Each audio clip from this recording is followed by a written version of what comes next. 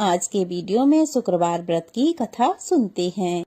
एक गांव में एक बुढ़िया रहती थी। उसके 7 बेटे थे। 6 कमाने वाले थे, एक बेटा निकम्मा था। बुढ़िया माँ 6 पुत्रों का झूठा 7वें पुत्र को दे देती थी। 7वां पुत्र एक दिन अपनी पत्नी से बोला, देखो मेरी माता का मुझ पर कितना प्रेम है। वह बोली, हाँ हाँ क्यों नहीं, सबका झूठा बचा हुआ जो तुमको खिलाती है। वह बोला, ऐसा नहीं हो सकता, जब तक मैं आंखों से ना देख लूं मान नहीं सकता। पत्नी ने हंसकर कहा, अच्छा ठीक है, देख लोगे तब तो मानोगे। कुछ दिन बाद एक बड़ा त्योहार आया। घर में 7 प्रकार के भोजन और चूरमा के लड्डू बने। वह पत्नी की बात को जांचने के लिए सिर दर्द का बहाना बनाकर पतला कपड़ा ओढ़कर रसोई घर में जाकर सो गया और कपड़े में से सब कुछ देखता रहा। 6 भाई भोजन करने आए।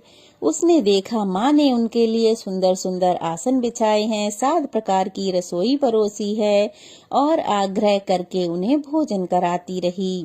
वह सब देखता रहा। 6 भाई भोजन करके जब उठ गए तब माँ ने उनकी थालियों में से लड्डुओं के टुकड़ों को उठाया और एक लड्डू बनाया। झूठन साफ कर माँ ने पुकारा, उठ बेटा, तेरे भाई भोजन कर गए हैं, अब तू ही उठकर भोजन कर ले। उसने कहा, माँ मुझे भोजन नहीं करना, मैं परदेश जा रहा हूँ।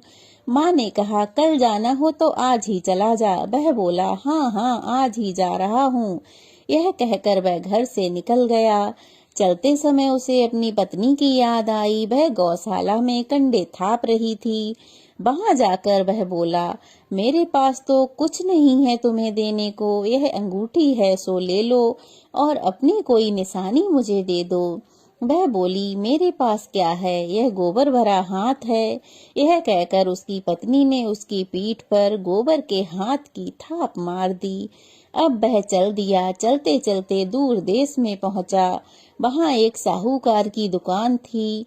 वहां जाकर बोला, सेठ जी मुझे नौकरी पर रख लो। साहूकार को नौकर की जरूरत थी तो साहूकार ने कहा, काम देख कर तनख्वाह मिलेगी।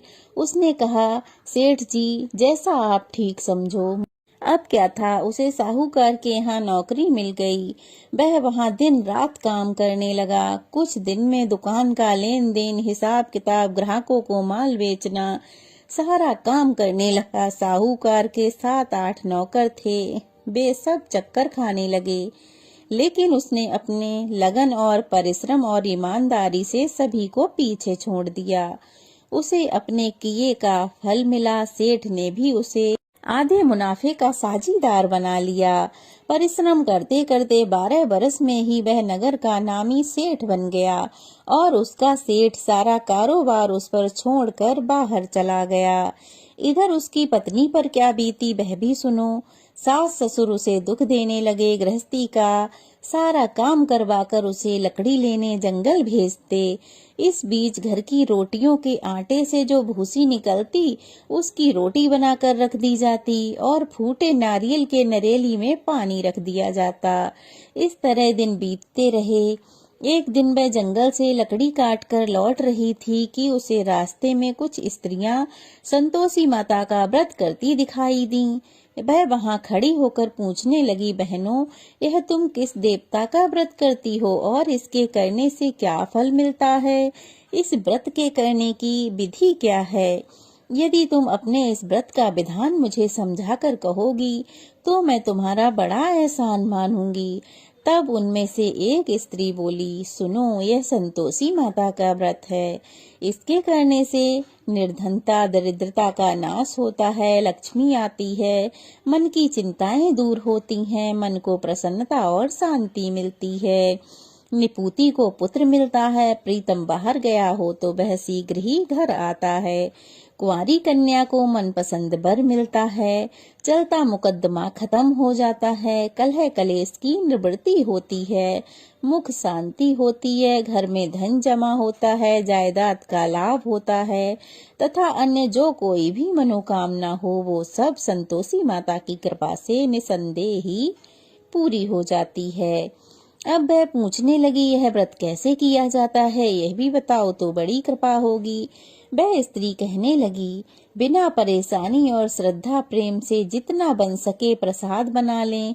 5.25 बना लें, 1.25 तथा 1.25 आने तथा इससे भी एक कम या अधिक जैसी शक्ति हो वैसे गुड़ और चना लें। हर शुक्रवार को निराहार रहकर कथा कहना सुनना, लगातार नियम का पालन करना। सुनने वाला कोई ना मिले तो घी का दीपक जलाकर उसके आगे जल के पात्र को रखकर कथा कहना, परंतु नियम ना टूटे जब तक कि कार्य सिद्ध ना हो। नियम का पालन करना और कार्य सिद्ध हो जाने पर व्रत का उद्यापन करना। 3 मास में माता पूरा फल प्रदान करती हैं। यदि किसी के ग्रह खोटे भी हैं तो भी माता 1 वर्ष में उसको अनुकूल कर देती हैं। कार्य शुद्ध होने पर ही व्रत का उद्यापन करना चाहिए, बीच में नहीं।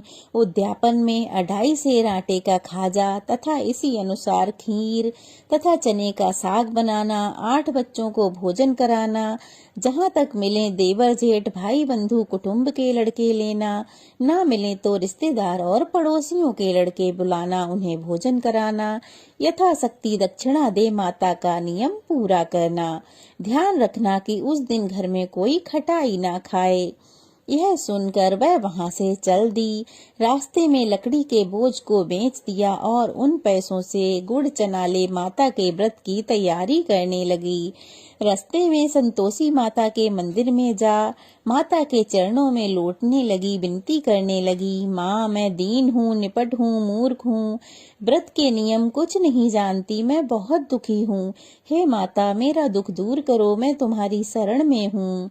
माता को दया आई। एक शुक्रवार बीता कि दूसरे शुक्रवार को ही उसके पति का पत्र आया और तीसरे शुक्रवार को उसका भेजा हुआ पैसा आ पहुंचा। यह देखकर जेठानियां मुंह सिकोड़ने लगीं। इतने दिनों बाद पैसा आया है, इसमें क्या बड़ाई। लड़के ताने देने लगे। काकी के पास अब पत्र आने लगे, रुपया आने लगा है। अब तो काकी की खातिर बढ़ेगी, अब तो वह किसी के बुलाने से भी नहीं बोलेगी। बेचारी सरलता से कहती, भैया पत्र आए, रुपया आए तो हम सबके लिए अच्छा है। ऐसा कहकर आंखों में आंसू भरकर संतोषी माता के मंदिर में जाकर मातेश्वरी के चरणों में गिरकर रोने लगी। हे माँ, मैंने तुमसे पैसा नहीं मांगा, मुझे पैसे से क्या काम, मुझे तो अपने सुहाग से काम है। मैं तो अपने स्वामी के दर्शन और सेवा मांगती हूँ। तब माता ने प्रसन्न होकर कहा, जा बेटी, तेरा स्वामी जल्द ही आएगा। यह सुन खुशी से बावली होकर घर में आ काम करने लगी। उधर संतोषी माता ने विचार किया, इस भोली पुत्री से मैंने कह तो दिया है कि तेरा पति शीघ्र ही आएगा, लेकिन आएगा कहाँ से, वह तो इसे स्वप्न में भी याद नहीं करता। उसे इसकी याद दिलाने मुझे जाना पड़ेगा। संतोषी माता ने उस बुढ़िया के बेटे को स्वप्न में समझाया, पुत्र तेरी घरवाली कष्ट उठा रही है। यह बोला, हे माता, यह तो मुझे मालूम है, परंतु मैं क्या करूं, वहां कैसे जाऊं। परदेश की बात है, लेन देन का सारा हिसाब किताब है, कोई नहीं जानता। मुझे तो जाने का कोई रास्ता ही नजर नहीं आता। आप ही कोई राह दिखाएं तो मैं वहां जाऊं। माँ कहने लगी, सवेरे नहा धोकर संतोषी माता का नाम ले, घी का दीपक जला दंडवत कर दुकान पर जा बैठना। देखते देखते तेरा सारा लेन देन चुक जाएगा, जमा माल बिक जाएगा, सांझ होते होते धन का ढेर लग जाएगा। वह अगले दिन सुबह जल्दी उठा। उसने अपने मित्र बंधुओं परिचितों को स्वप्न की बात बताई तो वे सब कहने लगे और उसकी खिल्ली उड़ाने लगे। तब उनमें से एक ने कहा कि हो सकता है यह सच्ची बात हो, जैसा माता ने कहा है तू वैसा ही कर। वह बोला, देखो भाई, मेरी बात मानो, इस तरह साच झूठ कहने के बदले देवता ने जैसा कहा है वैसा ही करना, तो तेरा क्या जाता है। बूढ़े की बात मान वह नहा धोकर संतोषी माता को प्रणाम कर फिर दीपक जलाकर दुकान पर जा बैठा। शाम तक धन का ढेर लग गया। वह हैरान हुआ, मन में संतोषी माता का नाम ले प्रसन्न हो घर जाने के वास्ते गहना कपड़ा खरीदने लगा। सब काम से निपटकर घर को रवाना हुआ। उधर उसकी पत्नी जंगल में लकड़ी लेने गई। लौटते वक्त थक जाने के कारण संतोषी माँ के मंदिर पर विश्राम करने गई। यह तो उसका रोज का रुकने का स्थान था। धूल उड़ती देख उसने पूछा, हे माता, यह धूल कैसी उड़ रही है? माँ ने कहा, हे पुत्री, तेरा पति आ रहा है। अब तू ऐसा कर, लकड़ियों के 3 बोझ बना, एक नदी किनारे रख, दूसरा मेरे मंदिर पर और तीसरा अपने सिर पर रख। तेरे पति को लकड़ी का गट्ठा देख मोह पैदा होगा, वह यहाँ रुकेगा, नाश्ता पानी बना खाकर माँ से मिलने जाएगा। तू लकड़ी का बोझ उठाकर जाना और बीच चौक में गट्ठा डालकर 3 आवाजें जोर से लगाना, लो सासू जी लकड़ियां लो, भूसी की रोटी दो, नारियल के खोपरे में पानी दो, आज मेहमान कौन आया है। संतोषी माँ की बात सुनकर वह बहुत अच्छा माँ कहकर प्रसन्न मन से लकड़ियों के 3 बोझ बना लाई। एक नदी के किनारे, दूसरा माता के मंदिर पर रखा। इतने में ही एक मुसाफिर आ पहुंचा। सूखी लकड़ी देख उसको इच्छा हुई कि यहाँ विश्राम कर लें, भोजन बनाकर खा पी लें, फिर गांव को चलें। इस प्रकार भोजन बनाकर विश्राम कर वह अपने गांव में आ गया। उसी समय बहू सिर पर लकड़ी का गट्ठा ले आई। उसने गट्ठा आंगन में डालकर जोर से 3 आवाजें दी, लो सासू जी लकड़ी का गट्ठा लो, भूसी की रोटी दो, नारियल के खोपरे में पानी दो, आज मेहमान कौन आया है। यह सुनकर सास ने अपने दिए हुए कष्टों को भुलाने के लिए कहा, बहू तू ऐसा क्यों कहती है, तेरा मालिक ही तो आया है, आ बैठ, मीठा भात खाकर कपड़े गहने पहन। पत्नी की आवाज सुनकर उसका स्वामी बाहर आया और उसके हाथ में पहनी हुई अंगूठी देख व्याकुल हो गया। उसने माँ से पूछा, माँ यह कौन है? माँ बोली, बेटा ये तेरी पत्नी है। आज 12 बरस हो गए जब से तू गया है, तब से सारे गांव में जानवरों की तरह भटकती फिरती है, काम काज तो कुछ करती नहीं, 4 समय आकर खा जाती है। अब तुझे देखकर भूसी की रोटी और नारियल के खोपरे में पानी मांग रही है। वह बोला, ठीक है माँ, मैंने इसे भी देखा है और तुम्हें भी देखा है, अब मुझे दूसरे घर की चाबी दो, मैं उसमें रहूंगा। माँ बोली, ठीक है बेटा, जैसी तेरी मर्जी, कहकर माँ ने चाबी का गुच्छा बेटे के सामने रख दिया। उसने दूसरा घर खोलकर सारा सामान जमाया। एक ही दिन में वहाँ राजा के महल के समान ठाट बाट बन गया। अब क्या था, वह सुख भोगने लगी। अगला शुक्रवार आया। उसने अपने पति से कहा, मुझे माता का उद्यापन करना है। पति बोला, बहुत अच्छा है, खुशी से करो। वह उद्यापन की तैयारी करने लगी। जेठ के लड़कों को भोजन के लिए कहने गई। उन्होंने मंजूर किया, परंतु पीछे से जिठानी ने अपने बच्चों को सिखाया, देखो रे, भोजन के समय सब खटाई मांगना, जिससे उसका उद्यापन पूरा ना हो सके।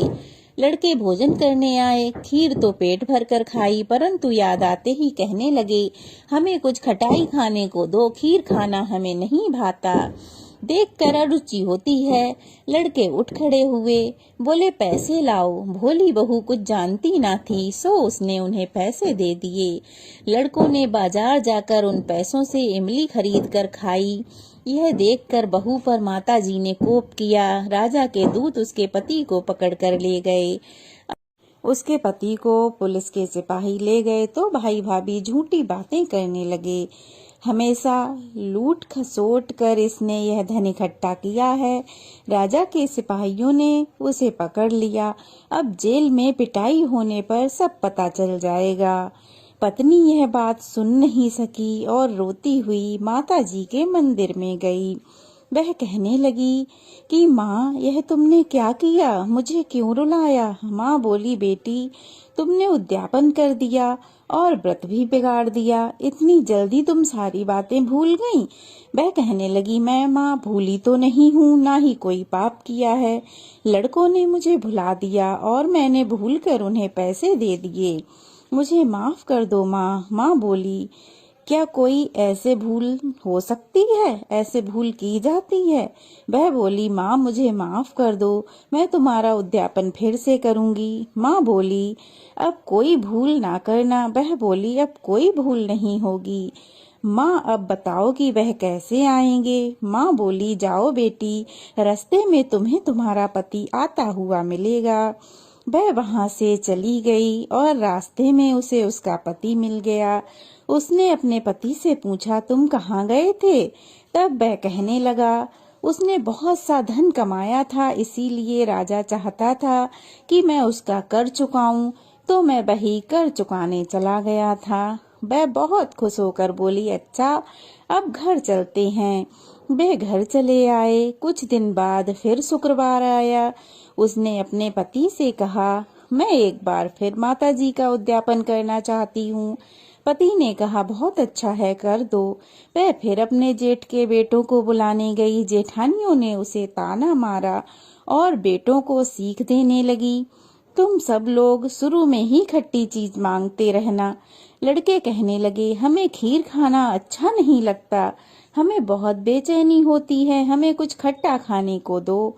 वह बोली, तुम्हें खट्टी चीज नहीं मिलेगी, तुम्हारी इच्छा हो तो खाओ, नहीं हो तो मत खाओ। फिर वह ब्राह्मण के बेटों को बुलाकर लाई और उन्हें भोजन कराने लगी। अपनी सामर्थ्य के अनुसार धन के स्थान पर उसने सबको एक एक फल दिया। इससे संतोषी माता बहुत प्रसन्न हुई। नए वर्ष में माता के आशीर्वाद से उसे चांद जैसा पुत्र प्राप्त हुआ। वह प्रतिदिन अपने पुत्र को लेकर माता के मंदिर जाती।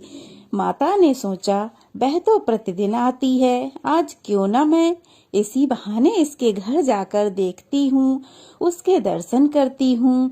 ऐसा सोचकर माता ने भयानक रूप बनाया। गुड़ और चने से सना हुआ मुंह और ऊपर से सींग बनाए और चारों ओर मक्खी मच्छर भिनभिना रहे थे। दरवाजे पर पैर रखते ही उसकी सास चिल्लाई, देखो कोई चुड़ैल चली आ रही है, लड़कों इसे भगाओ, नहीं तो किसी को खा जाएगी। लड़के डर गए और खिड़की दरवाजे बंद करने लगे। बहू ने एक खिड़की से देखा तो खुशी से पागल जैसी चिल्ला रही थी, आज तो मेरी माँ मेरे घर आई है, आज तो मेरी माताजी मेरे घर आई है। ऐसा कहकर उसने बच्चे को, जिसे वह दूध पिला रही थी, उसे नीचे पटक दिया। इस बीच सास को गुस्सा आया और उसकी सास कहने लगी, ऐसी भी तू क्या उतावली हुई है जो बच्चे को ही पटक दिया।